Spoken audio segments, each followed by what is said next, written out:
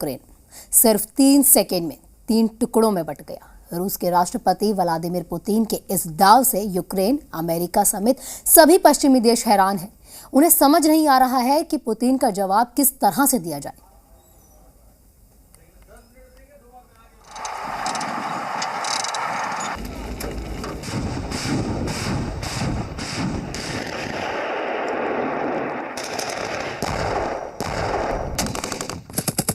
Ukraine की सेना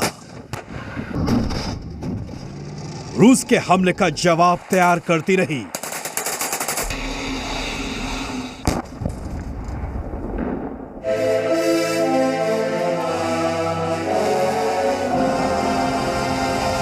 America और नाटो देशों के सैनिक रूस के आसपास होकर भी दर्शक बने रह गए।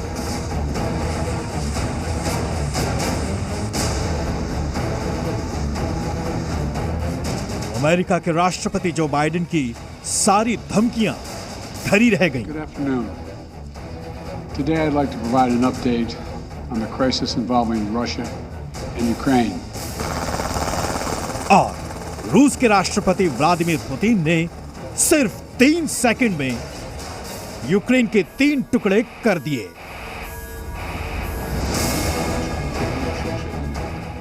इस वीडियो को देखिए।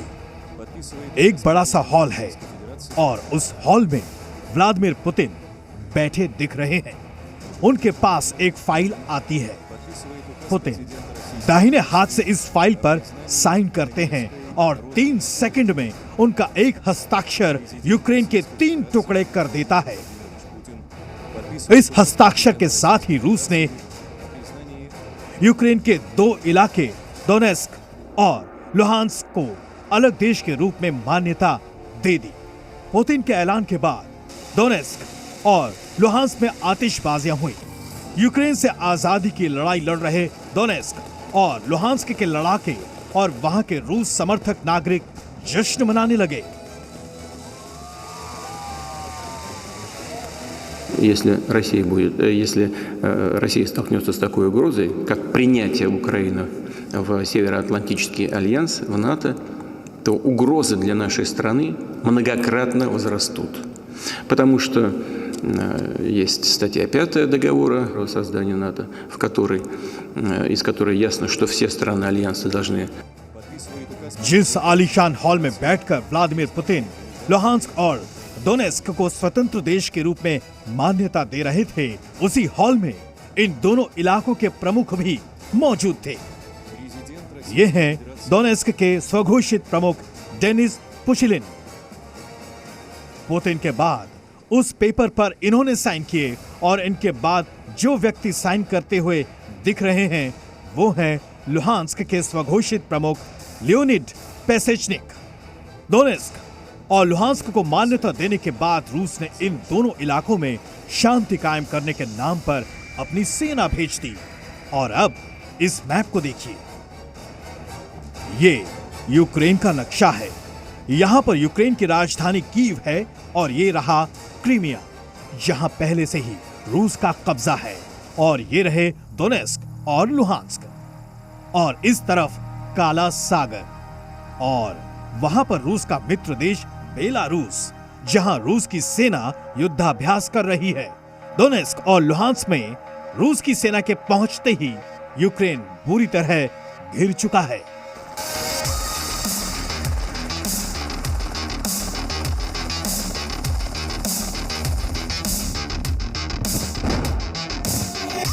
अब सवाल है कि पुतिन ने यूक्रेन के 3 टुकड़े करने का फैसला क्यों लिया? इस सवाल का जवाब खुद पुतिन ने दिया। Некоторые страны НАТО против того, чтобы Украина стала членом альянса. Тем не менее, несмотря на то, что они против, в 2008 году в Бухаресте подписали меморандум, который открывает. पुतिन के ऐलान के बाद यूक्रेन से अमेरिका तक तूफान मचा है। यूक्रेन के राष्ट्रपति ने कहा कि वो अपनी जमीन किसी के लिए नहीं छोड़ेंगे। Від наших партнерів ми очікуємо чітких і дієвих кроків підтримки. Дуже важливо побачити зараз, хто наш справжній друг і партнер. а хто продовжить лякати Російську Федерацію словами. यूक्रेन अपनी जिद पर अड़ा है और पुतिन अपनी जिद पर न सिर्फ अड़े हैं बल्कि नए नए कदम भी उठा रहे हैं। पुतिन ने इस बड़े फैसले के बाद रूस के नागरिकों को संबोधित किया। उन्होंने क्या कहा, ये सुनिए। Граждане России, дорогие друзья, тема моего выступления – события на Украине. И то, почему это так важно для нас, для России. Ситуация на Донбассе вновь приобрела критический, острый характер. И сегодня обращаюсь к вам напрямую, чтобы не только дать оценку происходящему, но и проинформировать вас о принимаемых решениях, о возможных дальнейших шагах. Еще раз подчеркну, что Украина для нас – это не просто соседняя страна. Это неотъемлемая часть нашей собственной истории, культуры, духовного пространства. Итак, начну с того, что современная Украина целиком и полностью... पुतिन का नया दांव कितना अहम है और इस कदम के बाद आगे क्या हो सकता है, इस पर अंतर्राष्ट्रीय मामलों के जानकार रोबिंदर सचदेव ने क्या कहा, आपको जानना चाहिए। पुतिन का ये जो कदम है इन दो रीजन्स को रिकॉग्निशन देने का, ये बहुत बहुत बहुत अहम है। ये इंडिकेट करता है कि रूस अब धीरे धीरे, अगर रूस की चले तो धीरे धीरे वो यूक्रेन के ऊपर प्रेशर बनाता जाएगा। बीते कई हफ्तों से युद्ध के कयास लगाए जा रहे थे। कहा जा रहा था कि रूस यूक्रेन पर हमला करेगा, लेकिन पुतिन ने ऐसी बाजी चली कि ना हमला करने की जरूरत पड़ी, ना ही मिसाइल अटैक करना पड़ा। फिर भी यूक्रेन के 3 टुकड़े हो गए। ब्यूरो रिपोर्ट, जी मीडिया।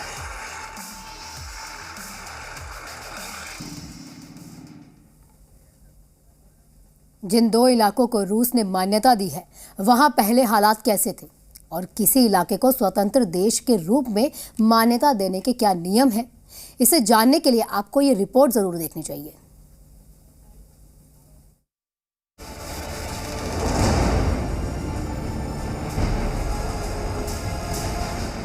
बीते कुछ दिनों से आप इस तरह के वीडियो लगातार देख रहे होंगे। यूक्रेन की फौज और रूस समर्थक गुटों के बीच हिंसक झड़प की ये तस्वीरें उसी डोनेट्स्क इलाके की हैं, जिसे रूस ने स्वतंत्र देश के रूप में मान्यता दी। डोनेट्स्क और लुहांस्क में यूक्रेन की फौज और रूस समर्थक गुटों के बीच हिंसक झड़प बीते कई दिनों से जारी है। यूक्रेन की आबादी 4 करोड़ से ज्यादा है, जबकि डोनेट्स्क की आबादी 40 लाख और लुहांस्क की आबादी 20 लाख से ज्यादा है।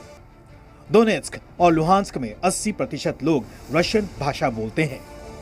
साल 2014 में जब रूस ने क्रीमिया पर कब्जा किया था, तब डोनेट्स्क और लुहांस्क में यूक्रेन विरोधी संगठनों ने वहां सरकारी इमारतों और दफ्तरों पर कब्जा कर लिया था।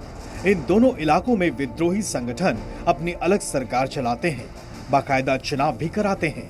कहा जाता है कि इन विद्रोही संगठनों को अब तक रूस का परोक्ष रूप से समर्थन हासिल था। विद्रोही संगठन लंबे समय से मांग कर रहे थे कि रूस उसे मान्यता दे। काफ़ी समय से 2014 से ये और से पहले से भी वहाँ पे रूसी लोग काफ़ी हैं और वो इंडिपेंडेंस चाहते हैं और उनका कंट्रोल जो है वो वहीं के लोगों को है रूसी लोगों का ही है। और जो उनके जो सेपरेटिस्ट लीडर्स जिसको कहा जाता है, जो अपने इंडिपेंडेंस मांग रहे हैं, वो जो लीडर्स हैं उन्होंने वही कंट्रोल करते हैं। वहाँ पे यूक्रेनियन फोर्सेस अंदर नहीं है। अब सवाल है कि कोई इलाका स्वतंत्र देश कैसे बनता है? आखिर देश के तौर पर मान्यता देने के मानक हैं क्या? कहने को कुछ तो नियम है मान्यता के, पर अदरवाइज कोई नियम नहीं है। कोई भी देश किसी को भी मान्यता दे सकता है, जो रूस ने आज करा है। बट मान्यता किसी देश की होने का अल्टीमेट सिंबल ये होता है कि उस देश को यूनाइटेड नेशंस की मेंबरशिप मिल जाए। अगर वो देश यूएन का मेंबर हो गया, तब यह माना जाएगा कि सारे देश उसको डिप्लोमेटिकली रिकॉग्नाइज करते हैं। इस समय सबसे ज्यादा संकट में घिरा अगर कोई है तो वो है यूक्रेन। नाटो में शामिल होने की शर्त पर अड़े यूक्रेन ने 2014 में क्रीमिया को गंवाया और अब उसके हाथ से 2 और इलाके निकलते दिख रहे हैं। ब्यूरो रिपोर्ट, जी मीडिया।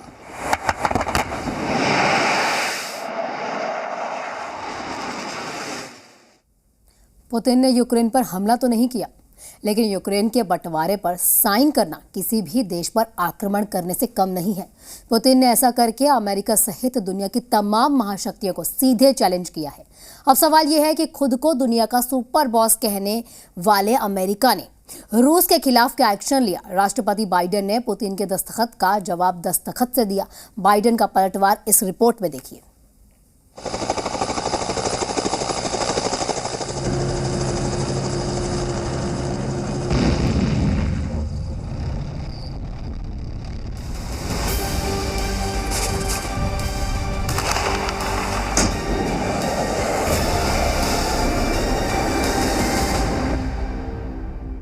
О признании Донецкой Народной Республики.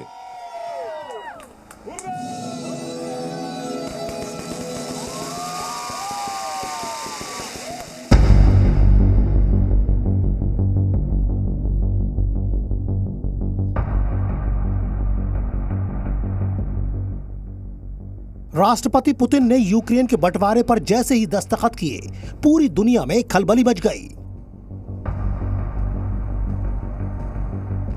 सवाल ये कि क्या अब दुनिया में तीसरा विश्व युद्ध छिड़ जाएगा, क्योंकि रूस के साथ बातचीत की सभी कोशिशें बेकार साबित हुई। अमेरिका और नाटो देशों की कोई धमकी, कोई चेतावनी काम ना आई। पुतिन नहीं माने। उन्होंने यूक्रेन के 3 टुकड़े करके डोनेत्स्क और लुहांस्क को 2 अलग अलग देशों का दर्जा दे दिया। इसके बाद सबकी नजरें लगी थी अमेरिका पर कि वो क्या करेगा। अमेरिका रूस के खिलाफ क्या कड़े कदम उठाएगा, सब बताएंगे। लेकिन सबसे पहले सुनिए यूक्रेन के राष्ट्रपति व्लादिमीर जेलेंस्की ने क्या किया। जेलेंस्की ने मंगलवार की सुबह सुबह अपने देशों के नागरिकों को संबोधित किया और कहा कि यूक्रेन अपनी जमीन किसी को नहीं देगा। जेलेंस्की ने रूस के ऐलान के बाद एक अमेरिका, ब्रिटेन, फ्रांस और जर्मनी फोन लगाया और मदद की गुहार लगाई। Зараз хочу вам, до речі, сказати, до мене прийшов запит від Міністерства закордонних справ, щоб я розглянув питання розриву дипломатичних відносин між Україною і Російською. पुतिन ने यूक्रेन के डोनेत्स्क और लुहांस्क में रूसी सेना भेजने का आदेश भी दे दिया। पुतिन के आदेश के बाद रूसी सेना के टैंक और दूसरी बख्तरबंद गाड़ियां बागियों के कंट्रोल वाले डोनेत्स्क में घुसने लगी। रूस ने दावा किया कि शांति बनाए रखने के लिए रूसी सेना डोनेत्स्क में दाखिल हुई है। पुतिन का कदम सीधा यूक्रेन की अखंडता और संप्रभुता को चुनौती देना है। अब बारी थी अमेरिका के कदम की। जैसा कि सबको अंदाजा था, राष्ट्रपति बाइडेन ने आर्थिक प्रतिबंधों का ऐलान कर दिया। पुतिन ने यूक्रेन के बंटवारे के कागजात पर दस्तखत किए तो कुछ ही घंटों बाद राष्ट्रपति जो बाइडेन ने व्हाइट हाउस में एग्जीक्यूटिव ऑर्डर पर साइन कर दिए।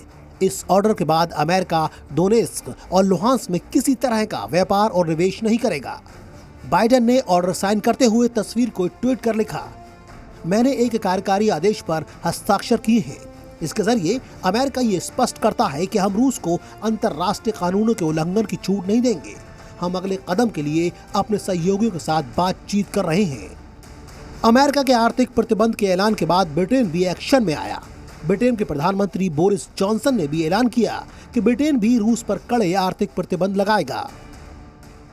We will immediately institute a package of economic sanctions, which I think, as people would expect, targeted not just at entities in Donbass, in Lugansk and Donetsk, but in Russia itself, targeting Russian economic interests as hard as we can, and I'll be sending out a bit later on in the House of Commons what we are going to do.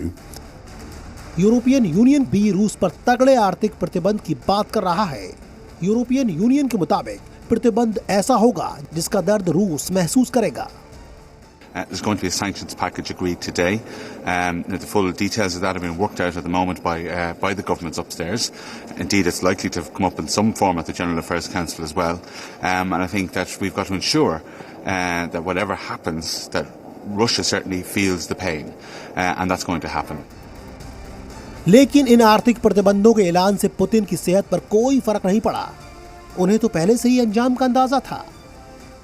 Сегодня достаточно одного взгляда на карту, чтобы увидеть, как западные страны сдержали обещание не допустить продвижения НАТО на восток. Попросту обманули. Мы получили одну за другой 5 волн расширения НАТО. Putin के एक तरफा फैसले की गूंज संयुक्त राष्ट्र में भी सुनाई दी। संयुक्त राष्ट्र संघ ने रूस को मिन्स्क समझौते की याद दिलाई। रूस के ऐलान के बाद सुरक्षा परिषद की इमरजेंसी बैठक बुलाई गई। ये ओपन बैठक थी। इसमें स्थायी देशों के साथ साथ बाकी देश भी शामिल हुए। बैठक में अमेरिका रूस पर जमकर बरसा। He has since announced that he will place Russian troops in these regions. He calls them peacekeepers. This is nonsense. We know what they really are. Ukraine के खिलाफ पुतिन के कदम से कोई देश अगर साथ दिखा तो वो चीन है। चीन ने ये तो कहा कि दोनों पक्ष शांति और संयम दिखाएं और बातचीत से मसला हल करें, लेकिन साथ में ये भी कहा कि किसी भी देश की सुरक्षा की इज्जत करनी चाहिए। 中方对乌克兰局势演变表示关注。中方在乌克兰问题上的立场是一贯的，任何国家的合理安全关切都应得到尊重。 अभी तक सिर्फ हल्के आर्थिक प्रतिबंधों का ही ऐलान किया गया है। जिस तरह से अमेरिका और नाटो देश रूस को गंभीर नतीजे भुगतने की चेतावनी दे रहे थे, वैसा अभी तक जमीन पर दिखाई नहीं दिया है। ब्यूरो रिपोर्ट, जी मीडिया।